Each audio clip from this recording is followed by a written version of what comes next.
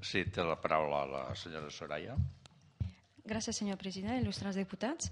Intentaré de donar respostes a les que no s'havien comentat per el Quim. Sempre és, diguem-ne, la pregunta comuna que s'ha fet de tots els grups parlamentaris eren què podem fer des d'aquí. Nosaltres ja com a membres de la societat civil catalana i com CIEMEN ja hem fet diversos projectes que hem tirat endavant el 2007 i el 2008, començant, per exemple, per ajudar els kurds a estudiar la seva llengua, especialment en una entitat local que es deia Kurdider, que actuava en plena clandestinitat, i gràcies al projecte que s'ha donat des de l'Agència Catalana de Desenvolupament s'ha pogut crear una bolsa de professorats kurds per ensenyar la llengua kurda als nens i als pares, si volen, kurda. O sigui, eren 20 professors, s'han incrementat a 500. Un altre punt, i això també amb tot l'impacte psicològic i la consolidació del teixit social a Kurdistan Nord. Un altre projecte que s'ha fet també és sobretot crear un material editorial, llibres, revistes, coses així que de fet ha sigut un acte inèdit perquè hi ha costat una arrestació a un membre del CIEMEN quan hem arribat a l'aeroport el 2008, que les autoritats turques, quan han vist un llibre en kurd, això era inacceptable. Fins avui, quan he anat al mes de setembre també a Kurdistan, a Diyarbakir, per al Fòrum Social de Mesopotàmia, no podíem portar cap samarreta que portava la bandera kurda. Ni siquiera podem fer aquesta marca perquè està prohibida. El signe de victòria tens 4 anys de condenació a la presó. Per ser una mica més breu, no? Idees, projectes tenim. Tota persona, tota part que està interessada en ficar-se amb nosaltres és benvinguda. De fet, és el que volem, és sensibilitzar i sobretot la nostra aportació sigui important i sobretot visible al Kurdistan amb la població local, que molt sovint no està al cas dels esforços que estem fent a l'escena internacional. Per ser molt breu, contestar una mica una resposta al senyor Luna.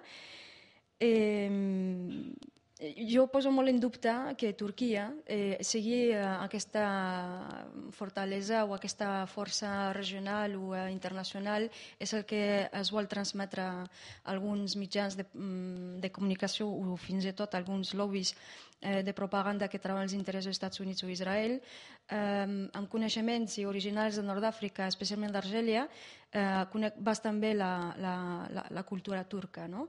És veritat que en les revoltes al Nord d'Àfrica o a l'Orient Mitjà Turquia s'ha parlat moltíssim i sobretot el més indignat que l'islam moderat, que diu moderat, és una contradicció total en la cultura nostra, que som d'allà, sabem que és una contradicció. Ser islamista és un símbol polític molt potent que també té una ideologia molt fosca i sobretot gens democràtica amb ningú i sobretot amb les dones. Això també s'ha de destacar. El paper que s'ha intentat donar a Turquia durant les revoltes que encara no han acabat no és correcte perquè s'ha de tenir en compte que diguem-ne, el que és l'ètnia, el que és el sentiment de pertinença al món àrab i al món turc és molt diferent.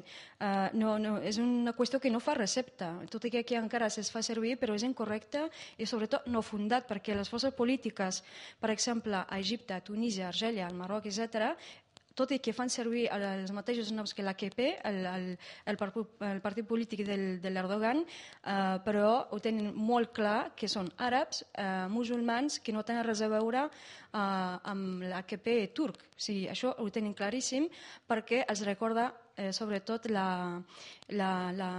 diguem-ne el colonialisme de l'imperi otoman. Això s'oblida molt, però no fa... O sigui, és un imperi que ha desaparegut a l'inici del segle XX. Això també és molt important tenir-ho. Una altra novetat que quan parlava el senyor Aragonès per la pressió militar que està fent a l'aparell polític turc, això també ha canviat. ja no tenen tanta força, per això els militars estan intentant tornar a l'escena política, però diguem-ne com ho feien abans, però ja no poden, perquè Erdogan és massa intel·ligent i sap molt bé com fer-ho. Per això, diguem-ne, ha anat infiltrant a poc un perfil de militars que són islamistes i sobretot que són burgueses, no? Que són d'una classe mitja alta i doncs no poden caure en aquesta dinàmica que feia servir l'exèrcit, no? Que això, diguem-ne, ha canviat. Un altre punt que també que m'agradaria destacar, o almenys tractar, quan es parlava de les accions militars del PKK des d'Iraq, i això efectivament donava una justificació claríssima il·legal, segons el dret internacional, a Turquia d'invadir un espai aeri d'un altre estat. Això també m'agradaria que algú tingués en compte quan parlaven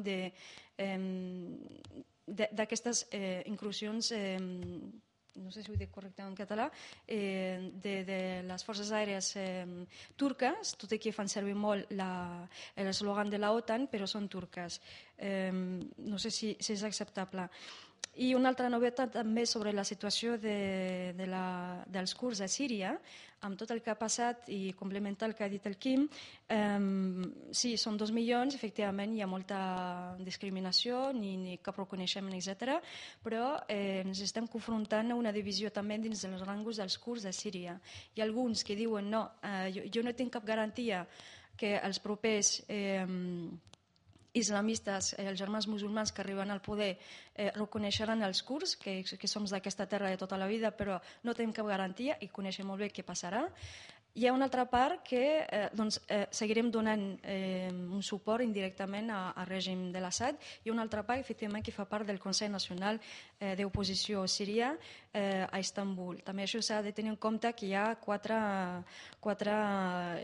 oposicions sirians, no? I tenir en compte també que aquest oficialment reconegut per la comunitat internacional són germans musulmans i només amb aquesta cara laica, bonica i popular, però la base és purament germans musulmans.